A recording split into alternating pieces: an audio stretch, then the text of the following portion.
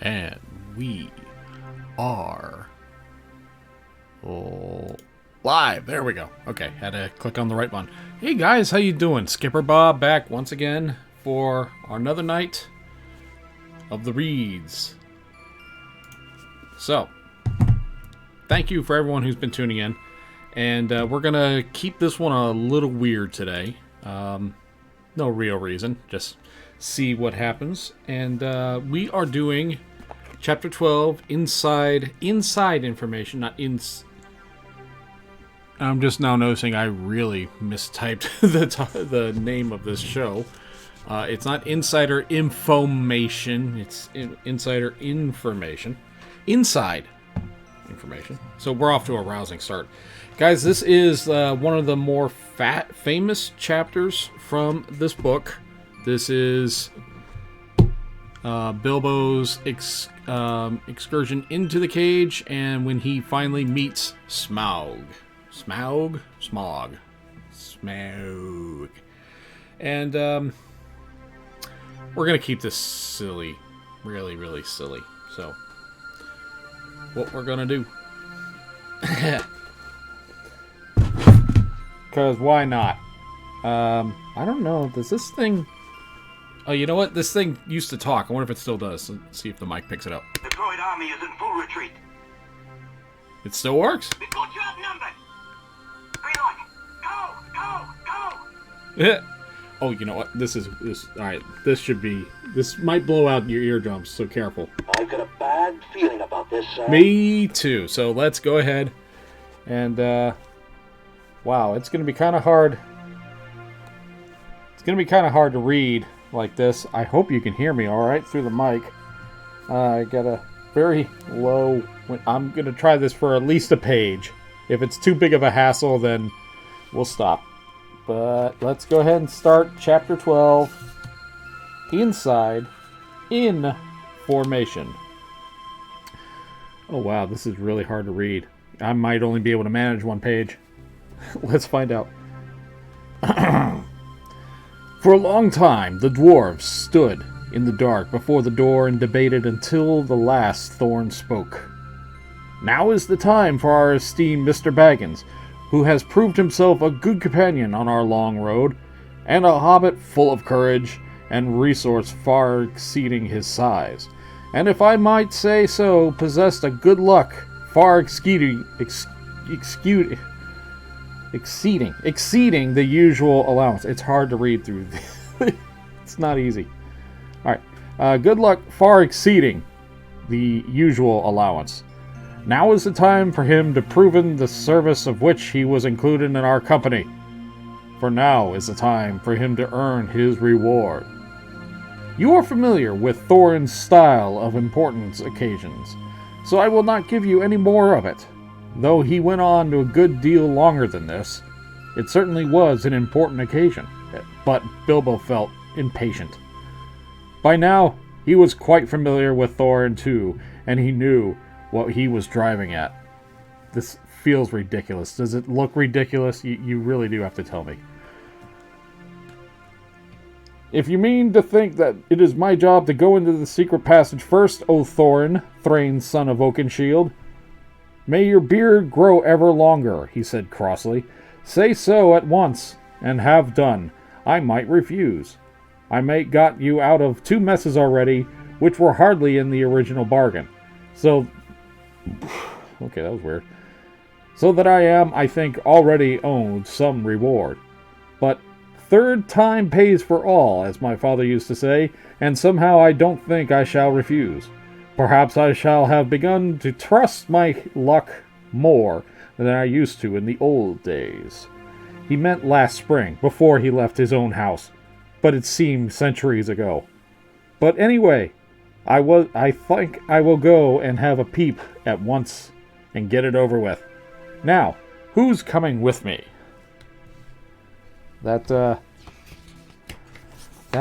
Ooh, okay, alright. I gotta stop. That was one single page, and I can't go another... Ow.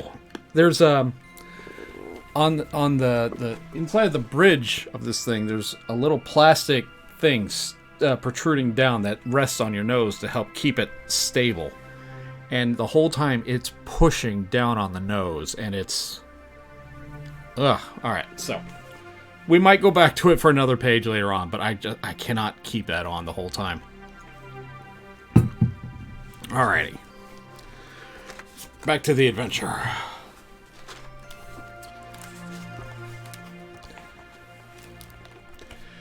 He did not expect a chorus of volunteers, so he was not disappointed.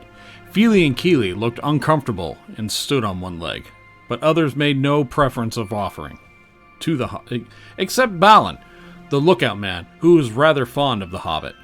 He said he would come inside at least and perhaps a bit of the way ready, to call for help, just in case. The most that can be said for these dwarves was this. They intended to pay Bilbo really handsomely for his services, but they had brought him to do a nasty job for them, and they did not mind the poor little fellow doing it if he would, but they would all have done their best to get him out of trouble if he got into it, as they did in the case of the trolls at the beginning of the adventures, before they had any particular reason for being grateful to him. The trolls seemed so long ago. There it is. Dwarves are not heroes, but calculating folk with a great idea of value of money. Some are tricky and treacherous, and pretty bad lots. But some are not. Some are decent enough people like Thorin and company, if you don't expect too much. The stars were coming out behind him like the pale sky barred with black when the Hobbit crept through the enchanted door and stole into the mountain. It was far easier going than he expected. There was no goblin entrance or rough wood elves' cave. It was a passage made by dwarves at the height of their wealth and skill, straight as a ruler, smooth-floored and smooth-side, going with a gentle, never-varying slope direct to some distant end in the blackness below. After a while, Balin bade Bilbo, good luck, and stopped where he could to see the faint outline of the door, and by the track of the echoes of the tunnel hear the rustle of the whistling voices of the others just outside.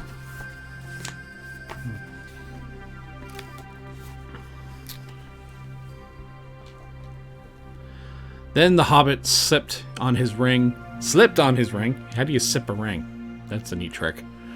And warned by the echoes to take more than the Hobbit's care to make no sound, he crept noisily down into the dark. He was trembling with fear, but his little face was set and grim. Although he was a very different Hobbit from the one that had run out from the pocket handkerchief from a bag end long ago. He had not had a pocket handkerchief for ages.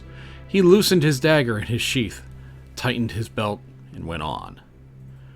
"Now you're in for it at last, Bilbo Baggins," he said to himself. "You went and put your foot right in that night of the party, and now you've got to pull it out and pay for it. Dear me, what a fool I am," he said, at least to the tookish part of him. "I have absolutely no use for dragon-guarded treasures, and a whole lot could be say for hereafter. If only I could ever wake up and find this beastly tunnel was my own front hall at home." He did not wake up, of course, but went on still, till all sign of door faded behind him. He was altogether alone. Soon he thought it was beginning to feel warm, and that kind of a glow it seemed to be coming right ahead down there, he thought. It was. As he went forward, it grew, and it grew, till there was no doubt about it. It was a red light, steadily getting redder and redder and redder. Also, it was now undoubtedly hot in the tunnel. Wisps of vapor floated up and past him. He began to sweat. A sound, too, began to throb in his ears, a sort of bubbling-like noise of a large pot galloping in the fire, mixed with rumble of gigantic tomcat purring. This grew to unmistakable gurgling noise of some vast animal snoring in its sleep down there in the red glow in front of him. At this point, Bilbo stopped. Going on from there was the bravest thing he ever did. The tremendous things that happened afterwards, there was nothing compared to it. He fought in a real battle in the tunnel alone before he could ever saw the vast danger that lay in wait. At any rate, after a short halt, he did go in, and you can picture him coming on the other side of the tunnel, and opening as much of the same size and shape as the door above. Though it peeps the Hobbit's little head, before him lies the great bottommost cellar or dungeon hall of the ancient dwarves at the mountain's root. It was almost so dark that in its vastness he could only be dimly guessed, but rising from a near side of the rocky floor, there was a great glow. The glow of Smaug. Smaug. I'm going to overemphasize that name. Maybe that should have been our drinking name for tonight. Smaug. I don't have any alcohol within reach. And no one's telling me to go get it, so I'm going to just keep on going. There he lay, a vast red golden dragon, fast asleep. A thrumming came from his jaws and nostrils, and wisps of smoke, but with his fire were low in slumber. Beneath him were all the limbs that his tail coiled, and about him on all sides, stretching across the unseen floor, laid countless piles of precious things, gold wrought and unwrought, gems and jewels, silver, red stained in the ruby light. Smaug lay with his wings folded like an immeasurable bat, tunneled under partly in one side so the Hobbit could see his underparts and his long pale belly crushed with gems and fragments of gold, and his long lying on the costly bed. Yeah, that would, I'm sure a lot of people would love to hear that. Behind him were the walls nearest where they could dimly see the coats of mail, helm, and axes, swords, spears hanging. There were there in rows stood great jars and vessels filled with wealth that could not have been guessed. To say that Bilbo's breath was taken away is no description at all. There's no words left to express his staggerment, since men changed the language that they have learned of elves in the day, and when the world was wonderful. Bilbo had heard and tell of sing of dragon hordes before, the splendor, the lust, the glory of such treasure had never yet come to him. His heart was filled and pierced with enchantment, and with the desire of dwarves, and he gazed motionless, almost forgetting the frightful guardian, at the gold beyond price and count.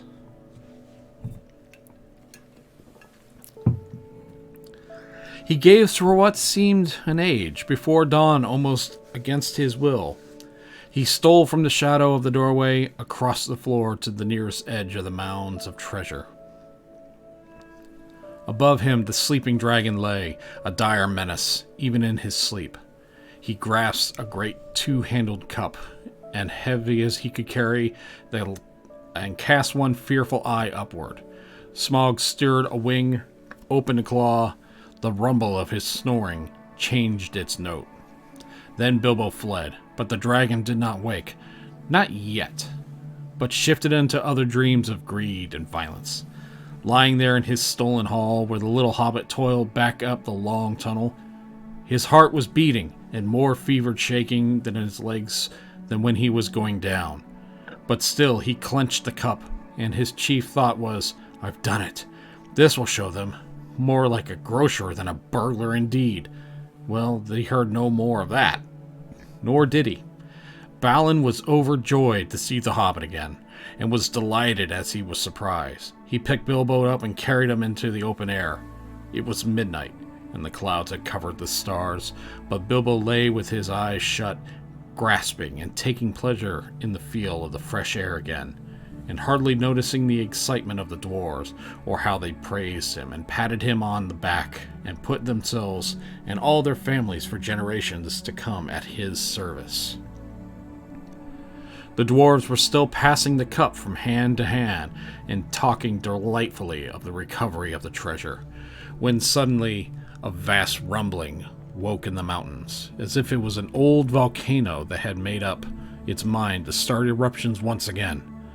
The door behind them was pulled nearly to and blocked from closing with a stone. But up the long tunnel came the dreadful echoes, far from down in the depths of bellowing and trampling that made the ground beneath them tremble. Then the dwarves forgot their joy and their confident boasts of a moment before and cowered down in fright. Smaug was still left to be reckoned with. It does not do to leave a live dragon out of your calculations if you live near him. Dragons might not have much real use for all their wealth, but they know it an ounce as a rule, especially after long possession, and Smaug was no exception. He had passed from an uneasy dream, in which a warrior altogether insignificant in size but proved to be a bitter sword, and great courage figured most unpleasantly. This is a dream. To a doze, and from a doze of wide awakening, there was a breath of strange air in the cave. Soon there could be a draught from that little hole. He never felt quite happy about it, though it was so small, and now he glared at it, unsuspecting, with suspicion, and wondered why he never blocked it up. Of late he had half-financed he had ever caught the dim echoes of a knocking sound from far above that came down through to his lair. He stirred and stretched forth, his neck stiff, and he missed the cup. Thieves, fire, murder, such a thing had not happened since the first time to the mountain. His rage passed description. The sort of rage that only seen from rich folk that have more than they could really enjoy lose something that they have long had but never before used or wanted. His fire belched forth and hall smoked and shook the mountain roots. He thrust his head in vain at the little hole, and coiling the length together. Roaring like thunder underground, he sped from his deep lair through the great door, out into the huge passages of the mountain-like place, and up towards the front gate. To hunt the whole mountain till he had caught the thief, and he had torn and trampled him with one thought. He issued from the gate. The waters rose fierce whistling stream, and he soared blazing into the air, and settled on the mountain top, in a spout of green and scarlet flame. The dwarves heard this awful rumor of his flight, and they crouched against the walls of the grassy terrace, cringing under the boulders, hoping somehow to escape the frightful eyes of the hunting dragon. There they would have all been killed if it had not been for Bilbo once again. "Quick, quick," he gasped. "The door, the tunnel, it's no good here." Roused by these words, they were just about to creep inside the tunnel when Bifur gave a cry. "My cousins, Bombur and Bofur! We had forgotten them. They are down in the valley." "They will be slain, and all of our ponies too, and all of our stores lost," moaned the others. "We can do nothing." "Nonsense," said Thorin. "Recover his dignity. We cannot leave them. Get inside, Mr. Baggins and Balin, and you too, Feely and Keely. The dragon shan't have us all. Now you others, where are the ropes? Be quick!" Those were perhaps the worst moments they had ever been through. The horrible sounds of Smaug and anger and echoed in the stony hollows far above, and the moment he might come blazing down or fly whirling around and find them up there near the perfilous cliff's edge, hauling madly up the ropes. Up came Bofur, and still all was safe. Up came Bombur, puffing and blowing while the ropes creaked, and still all was safe. He came soon, some tunnels and bundles of store, and then the danger upon them. A whirling noise was heard. A red light touched the points of the standing rock. The dragon was coming. They had barely time to fly back to the tunnel, pulling and dragging in their bundles, when Smaug came hurtling from the north, licking the mountain sides with flame, beating his great wings with a noise like a roaring wind. His hot breath shriveled the grass before the door and drove in the crack that they had left and scorched them as they lay hid. Flickering fires leaped up and black roses danced. The darkness fell as he passed again. The ponies screamed with terror, burst their ropes, and galloped wildly off. The dragon swooped and turned to pursue them and was gone. That'll be the end of our poor beast, said Thorin. Nothing can escape Smaug once he sees it. Here we are, and here we shall stay, until any one of our fancy trampling the long, open miles to the river with Smaug on the watch. It was not pleasant, though. They crept further down the tunnel, and they lay in the shivering, though it was warm and stuffy. Until dawn, they came through the crack of the door. Every now and again, through the night, they could hear the roar of the flying dragon grow and then pass and fade, as he hunted round and round the mountainsides. He guessed from the ponies, from the traces of the camps, that he had discovered that men had come up the river and the lake and had scaled the mountainside from the valley where the ponies had been standing. But the door withstood his searching eye, and the little high-walled bay that had kept out his fiercest flames. Long he had hunted in vain, till the dawn chilled his wrath, and he went back to his golden couch to sleep, and gather new strength. He could not forget, nor forgive the thief, not if 1,000 years turned him to a smoldering stone, but he could afford to wait.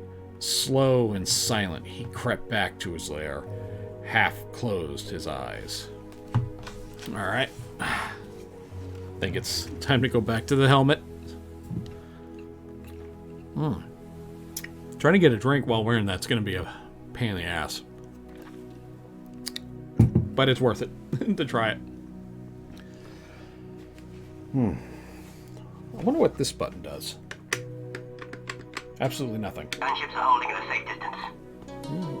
Dwarves aren't holding in a safe distance. They're going down the caves. Alright. There. Oh, cow. Don't do that again. Alright.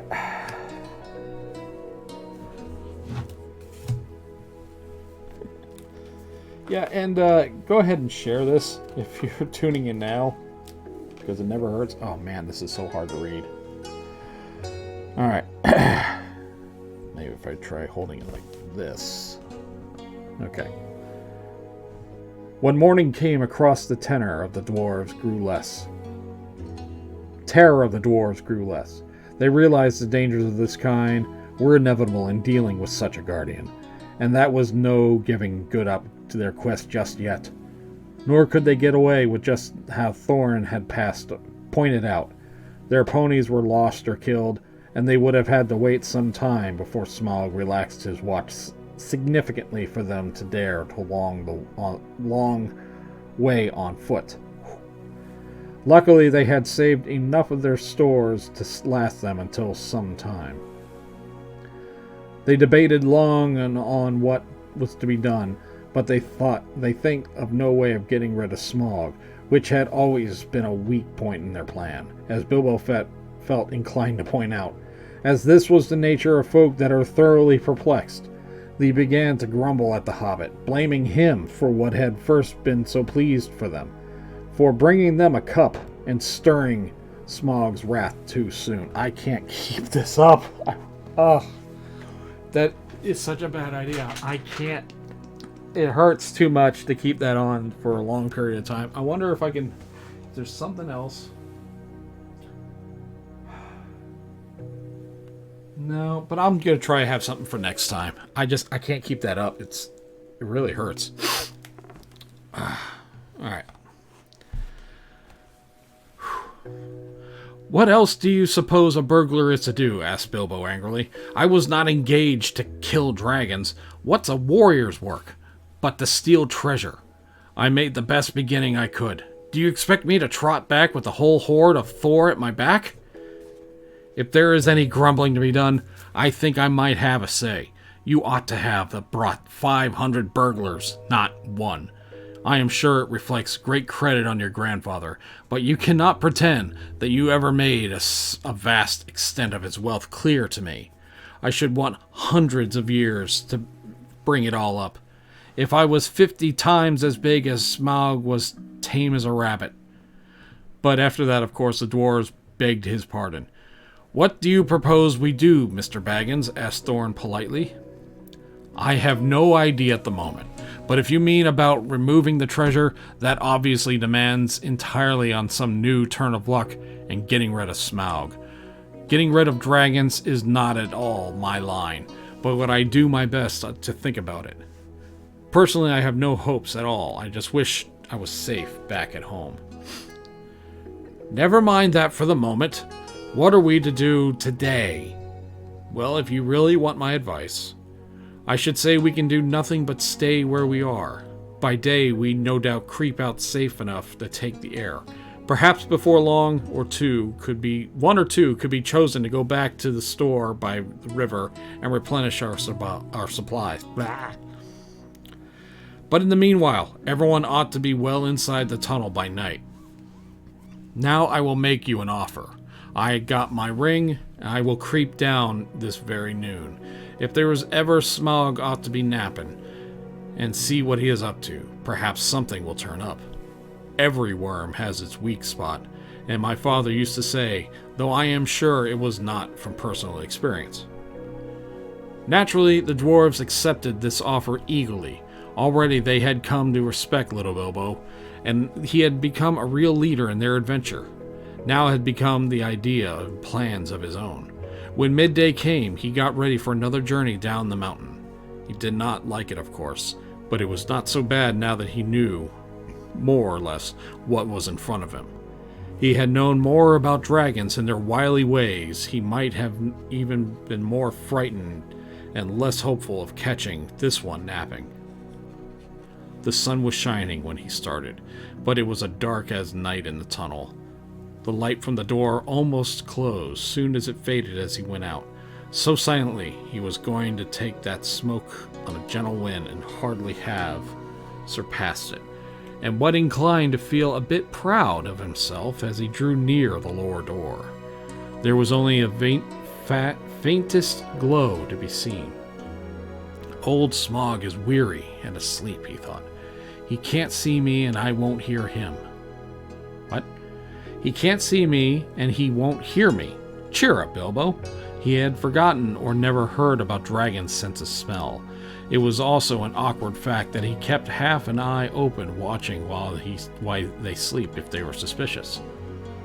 Smaug certainly looked fast asleep, almost dead in the dark, with scarcely a nor more than a whiff of unseen steam. When Bilbo peeped up once from the entrance, he was just about to step out onto the floor when he caught a sudden and thin piercing ray of red from under the drooping lid of Smaug's left eye. He was only pretending to be asleep. He was watching the tunnel entrance. Hurriedly, Bilbo stepped back up and blessed the luck of his ring. Then Smaug spoke. Well, thief, I smell you, I feel your air, I hear your breath. Come along, help yourself again, there's plenty to spare. But Bilbo was not quite so unlearned in dragon lore and all that, and if Smaug hoped to get him on the next come nearer so easily, he was disappointed. No, thank you, O Smaug, O the Tremendous, he replied. I did not come for presents. I only wished to have a look at you and see what you truly as great as the tales say. I did not believe them. Do you now? Said the dragon, somewhat flattered, even though he did not believe a word of it. Truly, songs and tales fall utterly short of this reality, O Smaug, the chiefest and greatest of calamities, replied Bilbo. You have nice manners for a thief and a liar, said the dragon. You seem familiar with my name, but I don't seem to remember smelling you before. Who are you, and where do you come from, might I ask? You may, indeed. I come from under the hill, and under the hills, and over the hills my path led, and though through the air I am he that walks unseen. So I can well believe, said Smaug, but that is hardly your usual name. I am the clue finder, the web cutter, the stinging fly. I was chosen for the lucky number. Lovely titles, sneered the dragon, but luckily, numbers don't always come off. I am he that buries his friends alive and drowns them with straw, and then alive again from the water. I am from the end of a bag, but no bag went over me." "These don't sound so creditable," said Smaug. "I am the friend of bears and the guest of eagles. I am the ring wearer, the luck wearer. I am barrel rider." On went Bilbo, beginning to be pleased with his riddling. "That's better," said Smaug. "But I don't let your imagination run away with you." This, of course, was the way to talk to dragons if you don't want to reveal your proper name, which is wise. And don't want to infuriate them by a flat refusal, which is also very wise. No dragon can resist the fascination of riddling talk and wasting time to understand it. There was a lot here which Smaug did not understand at all, though I do expect, since you know all of Bilbo's adventure, where he was referring. But he thought he understood, and he chuckled and wicked himself. "I thought so last night," he smiled to himself. "Lakemen, some nasty scheme of those miserable tub-trading lakemen, or I'm a lizard. I haven't been down that way for an age and an age, but I will soon alter that." "Very well, old barrel rider," he said aloud. "Maybe Barrel was your pony's name, and maybe not, though it was fat enough. You may walk unseen, but you do not walk all the way. Let me tell you, I ate 6 ponies last night, and I shall catch them all and eat others before long. In return of the excellent meal, I will give you one piece of advice for your good.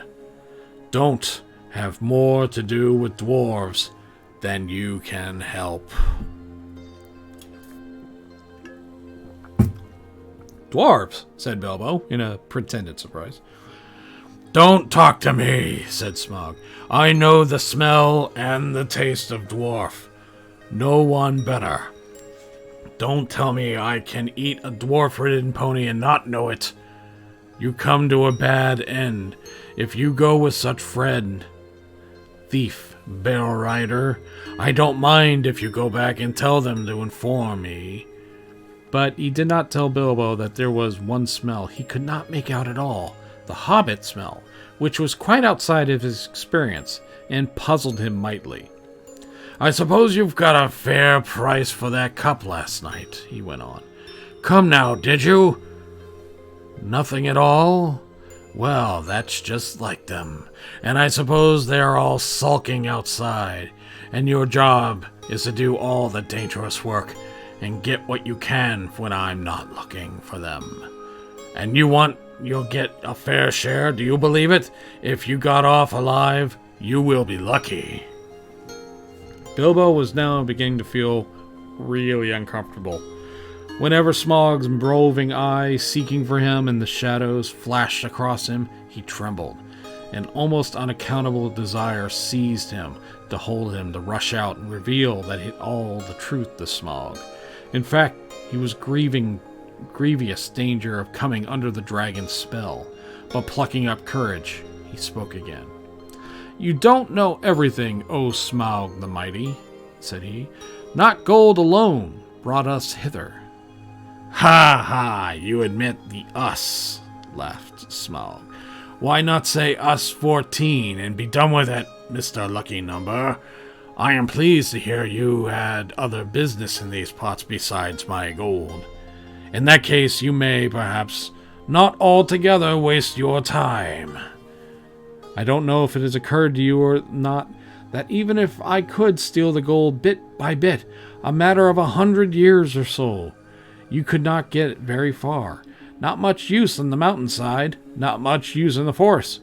Bless me, have you ever thought of the one catch? A 14th share, I suppose, or something like it. Those were the terms, eh? But what about delivery? What about the carriage? What about armed guards and tolls?" And Smaug laughed aloud. He had wicked and wily heart, and he knew his guesses were not far out.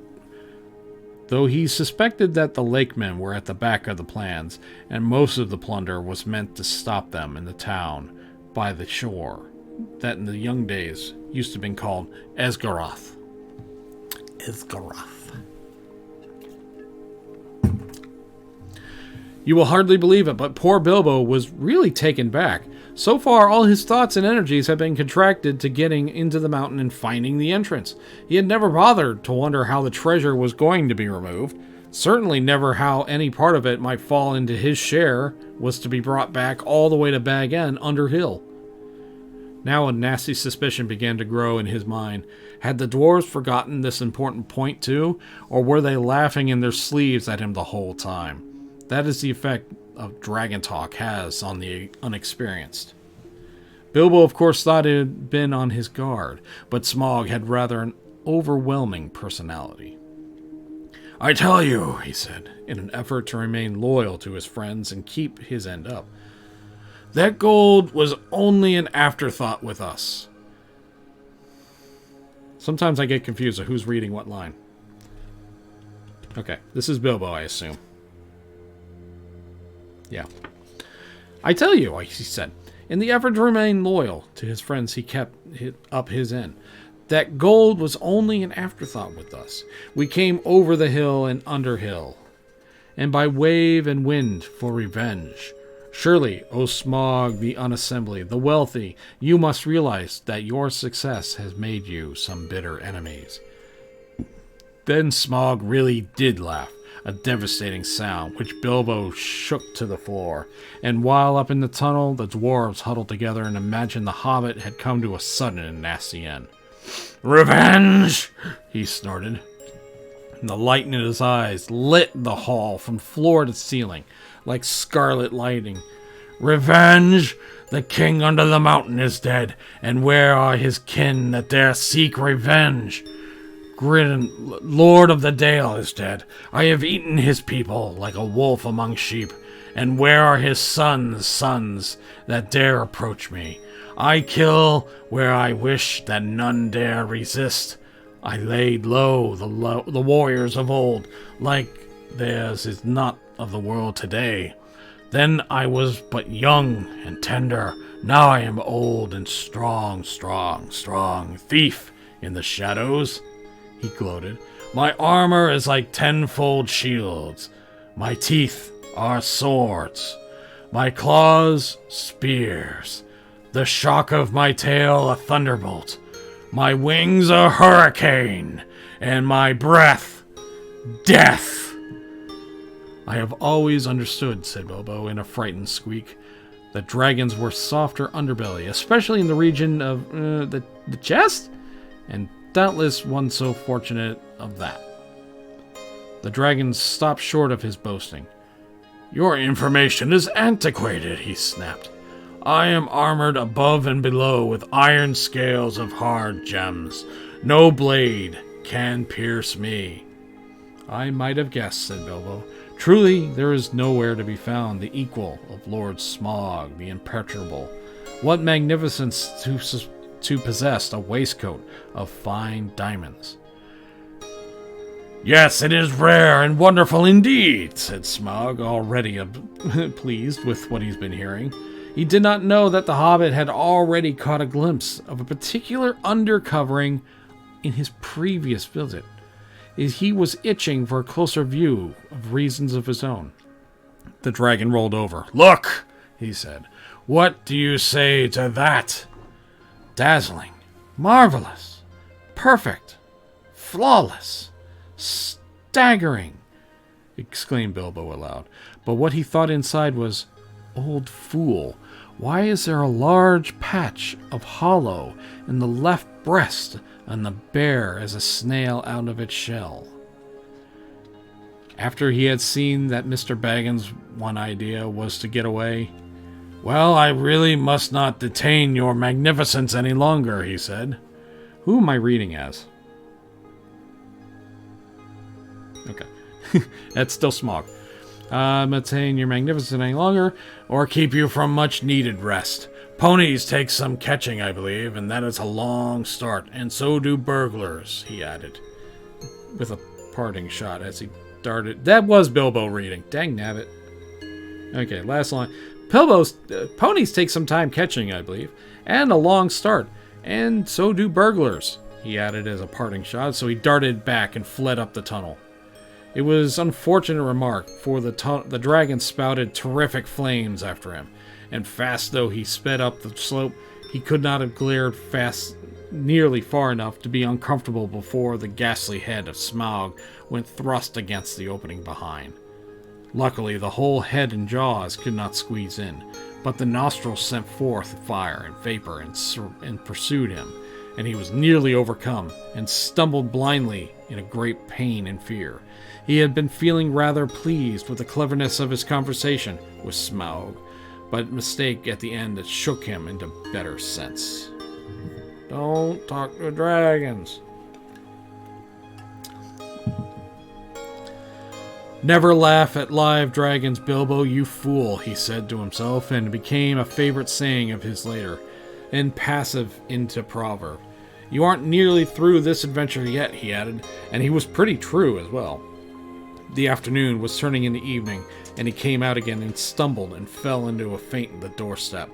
The dwarves revived him and doctored his scorch as well as they could, but it was a long time before the hair on the back of his head and his heels grew properly again.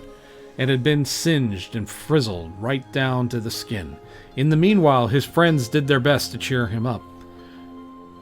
They were eager for his story, especially wanting to know why the dragon had made such an awful noise, and how Bilbo had escaped.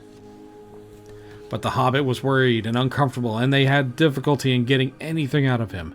On thinking things over, he was now regretting some of the things he had said to the dragon, and he was not eager to repeat them.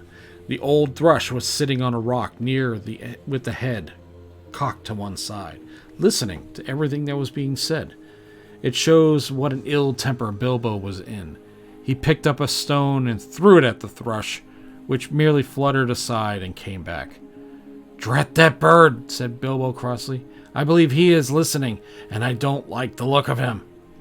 "Leave him alone," said Thorin. "The thrushes are good and friendly, and that is a very old bird indeed, and it is maybe the last of the ancient breed that we used to live around here, tamed to the hands of my father and grandfather. They were long-lived and magical race, and this might even be one of those that were alive back then, a couple of hundreds of years ago or more.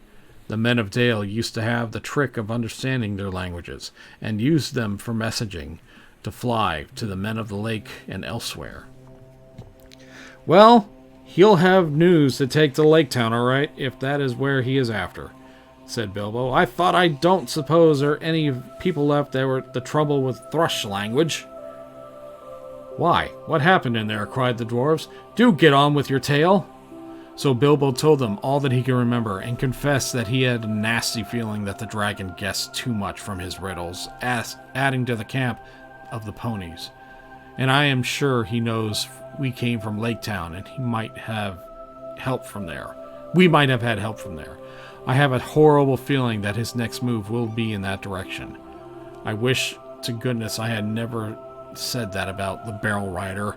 It was make even a blind rabbit these parts think of lake men." Well, it cannot be helped, and it was difficult not to slip in talking to a dragon, or so I would have heard," said Balin, anxious to comfort him. "I think you did well in there, if you ask me. You found out one very useful thing at any rate, and got home alive. And that is more than most can say who have words with the likes of Smaug. It may be mercy and blessing yet to know of the bare patch of the old worm's diamond waistcoat." So the spot on his chest that doesn't have the thing. You know. That turned the conversation, and they all did discussing dragon slaying, historical, dubious, and mythical, and all the various sorts of stabs and jabs and undercuts and the different tales and arts and stratagems in which they had been accomplished by. This general opinion was that catching a dragon napping was not as easily as it sounded, and the attempt to stick one or prod one asleep was more likely to end in disaster than a full frontal attack. All the while they talked and the thrush listened, till at last its stars began to peep forth. It silently spread its wings and flew away, And all at the while they talked and the shadows lengthened. Bilbo became more and more unhappy and his foreboding grew. At last, he interrupted them. I am sure we are very unsafe here, and I don't see the point of sitting here. The dragon has withered in all the pleasant green, and anyway the night has come and it is cold. But in my bones, that is the place that will be attacked again. Smaug knows now how I came down this hill, and you can trust him to guess where the other of that tunnel is. He will break all of his side of the mountain to bits, if necessary, to stop our entrance. If we were to be smashed with the better, he will like it. You are very gloomy, Mr. Baggins, said Thorin. Why has not Smaug blocked the lower end, then if he is so eager to keep us out? He has not, nor we could have heard him. I don't know. Because at first he wanted to try and lure me in again, I suppose, but now perhaps because he is waiting till after night to hunt, or because he does not want to damage his bedroom so he can help it. But I wish... damage his bedroom. But I wish you'd not argue. Smaug will be coming out any minute now, and our only hope is to get well into the tunnel and shut the door. He seemed so much in earnest that the dwarves last did as he said. Though they delayed shutting the door, it seemed a desperate plan, for no one knew whether or how they could get it open again from the inside. And the thought of being shut in a place which only way out led through a dragon's lair was not one that they liked, and everything seemed quiet. Quite quiet. Almost like quiet. Quiet!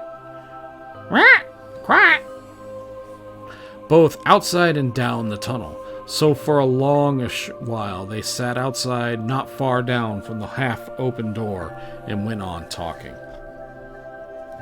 The talk turned to the dragon's wicked words and about the dwarves. Bilbo wished that he had never heard of them, or at the very least could feel quite certain that the dwarves now were absolutely honest when they would declare that they had never thought about what would happen after the treasure had been won. We knew it would be a desperate venture, said Thorin. We know that we are still, and I am thinking that we have won it with time enough to think about what to do. As for your share, Mr. Baggins, I assure that you are more than grateful, and you shall be chosen your own 14th as soon as we have anything to divide. I am sorry if you're worried about transport, and I admit the difficulties are great. The lands have not become less wild and passing of time, rather than reverse. But it is not to do well wherever we care. But we will not do. But we will do whatever we can for you, and take our share to the coast when time comes. Believe me or not, it's as you like. I don't know why I sound like Fred Astaire. That's not Fred Astaire. He's not a singer. He's a dancer, actor. I'm slowly losing my mind. So this is comedy hell. From that, the talk turned to the great hoard itself and all the things that Thorin and Balin remembered. They wondered if they were still lying there unharmed in the halls below. The spears that were made for the armies of the great King Blatherden,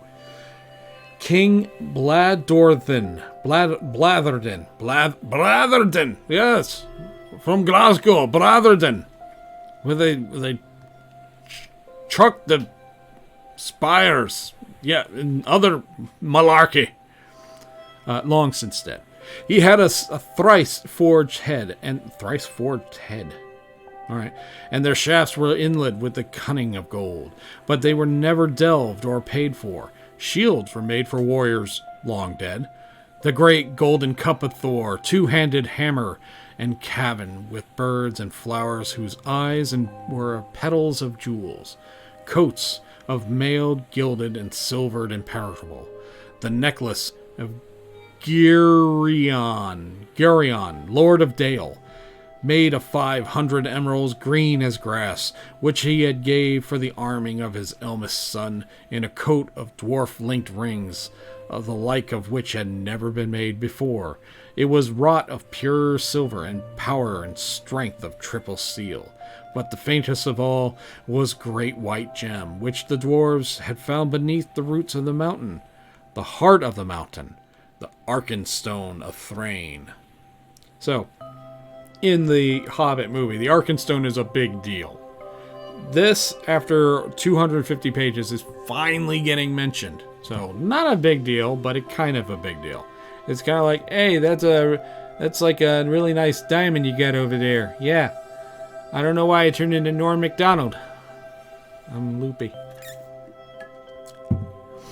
The Arkstone! The Arkenstone! Murmured Thorin in the dark, half dreaming, with his chin upon his knees. It was like a globe with 1,000 faucets. Its stone like silver in the firelight, like water in the sun, like snow under the stars, like rain upon the moon. Okay, none of this is making any sense now. Get on with it!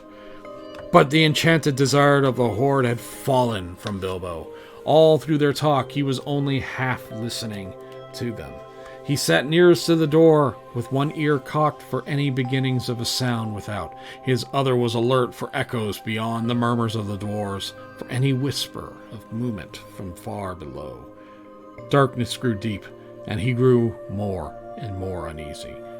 Shut the door, he begged them. I fear that dragon in my marrow.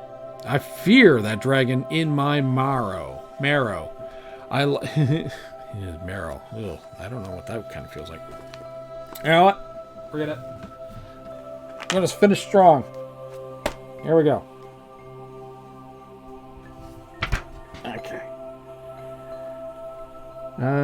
Feel the dragon in my marrow. I like this silence far less than the uproar of last night. Shut the door before it is too late. Something in his voice gave the dwarves an uncomfortable feeling. Slowly, Thorin shook off his dreams, and getting up, he kicked away the stone that wedged the door. Then they thrust upon it, and it closed with a snap, with a clang. No trace of a keyhole was there left on the inside, and they were shut inside the mountain. And not a moment too soon. They had hardly gone any distance down the tunnel when a blow smote in the side of the mountain, like a crash of battering rams made force oak and swung by giants. The rock boomed, the walls cracked, and stones fell from the roof on their heads. What would have happened if the door had been open? I don't like to think. They fled further down the tunnel, glad to be alive. Then behind them, outside, they heard the roar and rumble of Smaug's fury.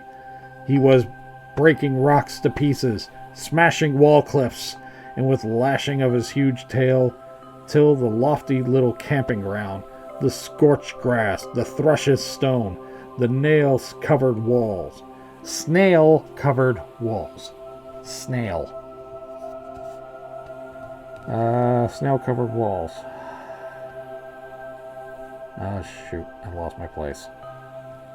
Thrush and snail-covered walls. There we go. The narrow ledge and all disappeared in a jumble of smithereens, and an avalanche of splintered stones fell over the cliff and from the valley below. I don't know why I'm all of a sudden a very bad Sean Connery.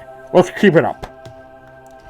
Smaug had left the lair suddenly silent, quietly soared into the air, and then floated heavy and slow in the dark, like a nostalgic crow, down the wind towards the west of the mountain, in the hopes of catching unawares something or somebody there, and the spying of the outlet to the passage for which the theft had used.